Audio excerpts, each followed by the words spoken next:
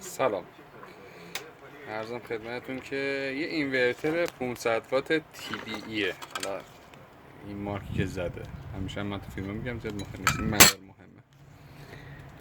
ببینید دستگاه تعمیر شده، چون فیلمشو نگرفتم چون که قطعاتشو یه سریشو نداشتم، یه سریشو باید تهیه میکردم، به خاطر همون مونده بودیم رو هوا. قطعات سوختشن براتون میذارم ببینید چی هستش. یه کار اشتباهی که خیلی دارن میکنن، من دستگاه خیلی میارن اینجا فیوز رو داره بیرون میبنده، در صورتی که اصلا فیوز دستگاه مثل شما نباید عوض کنید دیگه، باید بیارید عیبش رو ببینید ایراد چی بوده که فیوز سوزونده، با ولتاژ پایینتر، آمپر پایینتر، نمه بعد کارا رو انجام بدید. خب این دستگاه ببین دستگاهیه که خب ببین یه آی سی داریم ما،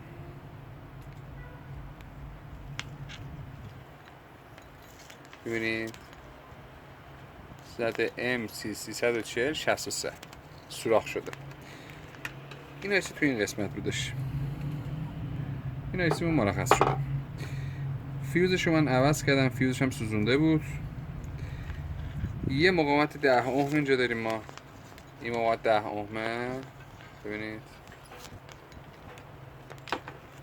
باز این 10 اوم هم سوخته بود. دو تا کد Y1 ترانزیستور.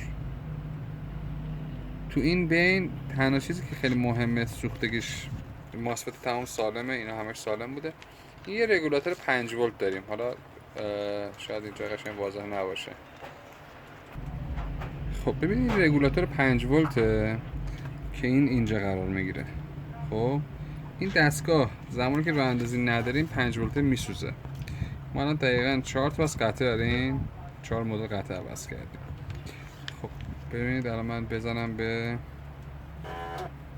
لامپ،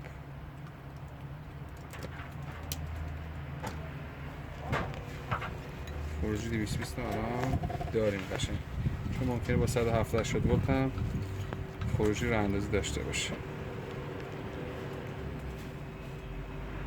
221 ولت داره.